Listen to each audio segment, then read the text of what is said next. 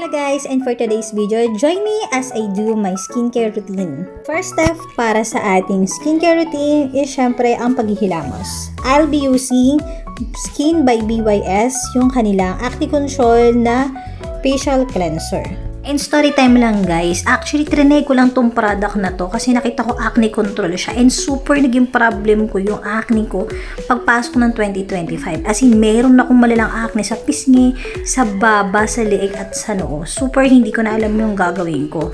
And to think na oily skin ako and big pores, wala talagang moisturizer na nagiging compatible sa skin ko, and yun ang pinaka masaklap sa lahat. And dami ko na na-try na brand, but after a weeks of using it, talagang bumabalik yung acne. Pero dito sa brand na to guys, itong Skin by BYS, I'll be honest with you, up until now, siya pa rin yung gamit ko. And 7 months ko na ginagamit tong brand na to. Eh, nakakailang tab na rin ako.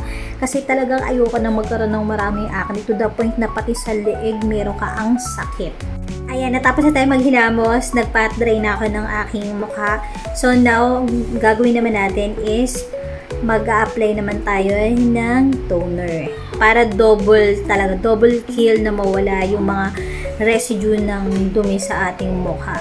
And what I love about this product, meron na siyang anti-inflammatory and antibacterial content. And at the same time, guys, hindi siya sobrang mabango yung scent. Ano lang siya, mild to no scent at all. And then, ang bilis niyang ma-absorb sa skin. Hindi ko alam, pero mas natutuwa ako dun sa mga product na mabilis ma-absorb sa skin. And at the same time, hindi siya malagkit. And, syempre, fresh feeling ka dyan. And andito na tayo sa last step na ating skincare routine. So, I'll be applying the Skin by BYS na Acne Control Moisturizer. Guys, ito nga palang Skin by BYS na ay acne control products is hindi siya nakakaduwi ng skin pero nakaka-fresh looking siya. And at the same time, nililesen niya yung irritation sa skin lalo na kung meron kayong breakout. Talagang pinapakalma niya yung skin, and to the point na siguro 1 to 2 days doon na nag-uumpisa na parang nagda-dry up yung ating acne kasi meron siyang konti-konti lang na exfoliating content doon sa kanyang moisturizer. Kaya kung problema nyo rin yung acne prone skin nyo, oily skin and big pores, try nyo na tong product na to. This is worth the try.